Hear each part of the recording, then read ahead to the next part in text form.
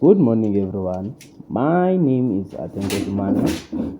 I'm going to present the brain structure. As we know, a brain is just a complex thing or a complex organism that controls our thinking, emotions, everything. These are the tools that I'm going to use in order for me to present my brain. Let me make it visible. I'm using my own marker there, the one that is bright with color, so that everyone can see the sketch, can see how is it goes, all stuff. Now, a brain is very important, as you know that if it is damaged, we can never be fixed it again. You're going to be paralyzed. I'm going to use bread. As we know, a brain is spread into four lobes. That bread is represent. I'm trying to squeeze on my first lobe, which is presenting the frontal lobe. As we know, frontal lobe is the one that is responsible for thinking, for a person to make a good decisions, all the stuff. I'm still going to go into details about this. This is my baby. It's going to present our lobe again, which is the lobe that is there. It's a frontal lobe, parental lobe, sorry.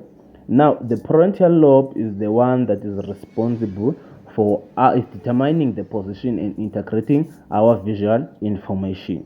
It's responsible of sense and touch, and is the one that is situated on the top of the brain. This is the neurons tube. Neurons tube is one of our things that is going to present the cerebellum. Cerebellum is situated at the back of the brain and is the one that is responsible, and it's the smallest part, is not the bigger part. It's the one that is responsible for it's a motor control. It's responsible for a balance, everything of the body is because of that cerebellum.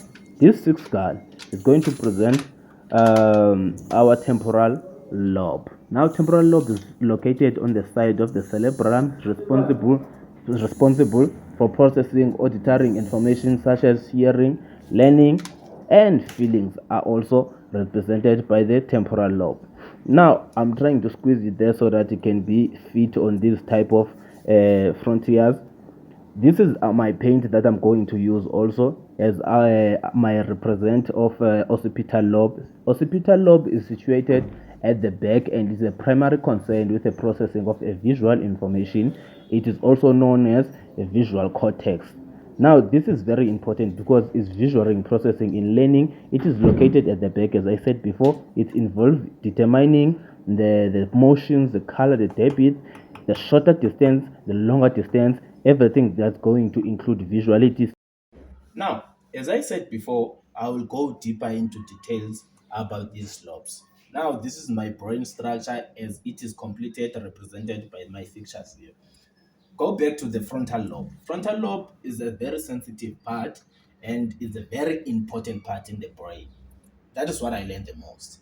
Now, the frontal lobe is the one that is responsible for us to plan properly, to make a good speech decisions, for memories. It also works with memories. It's very creative.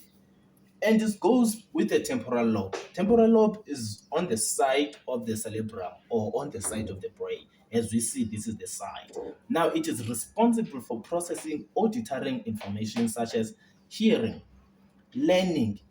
The feelings is because of the temporal lobe. Now goes to the parietal lobe. Parietal lobe is situated at the top of the brain and is the one that is responsible for the sense, for the touch, and it helps determining body position and integrating visual information. And it works together with the occipital lobe.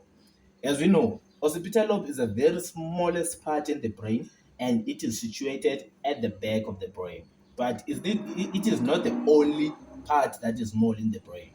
And it's the one that is responsible for the balance of the person and is the one that is responsible for the visual and in the distance is either it is on the far distance or it is a shorter distance, but in order for you to be able to see is because of the occipital lobe. Now, occipital lobe is very important because it's the complex thing that is also work with the cerebellum. Cerebellum is also situated at the back of the brain.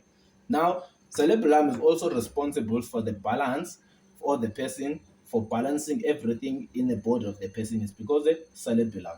Now we got the smallest part also, which is the amygdala. Amygdala is an oldest part of the brain, is also known as the reption.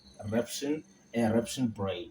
Now, this amygdala is part of the eruptionist. It's managing for our emotions, and it's also very creative. It's the one that when it feels that a person is in danger, it quickly sends the alarm, or it quickly sends the signal to the whole parts of the brain, alerting those parts that we are in the danger, so that the body can start to react on that situation. Now, this is the brainstem. Brainstem is also connected with the spinal cord, and spinal cord, we know that it works together with the brain, with the body functions.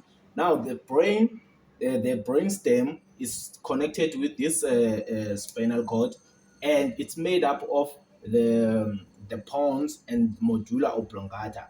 Now, medulla oblongata, as it's made up with pons, it's also very important for a person. Is the one that is sensing that I'm in a cold site, I'm in a hot site, is sensing temperature in conclusion. Now, the temperature is being sensed by the brainstem, and is the one that is also know that I'm in a danger.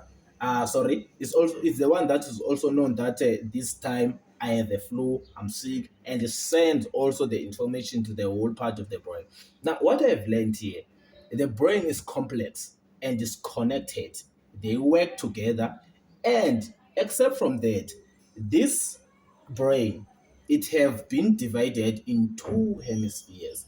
We got the right hemisphere, we got the left hemisphere. Each hemisphere have got four lobes that are working together. Now, in quick terms, in the right hemisphere, we have it works with the negative emotions and is very creative. Same appliance to the left hemisphere. This is my brain. Thank you very much.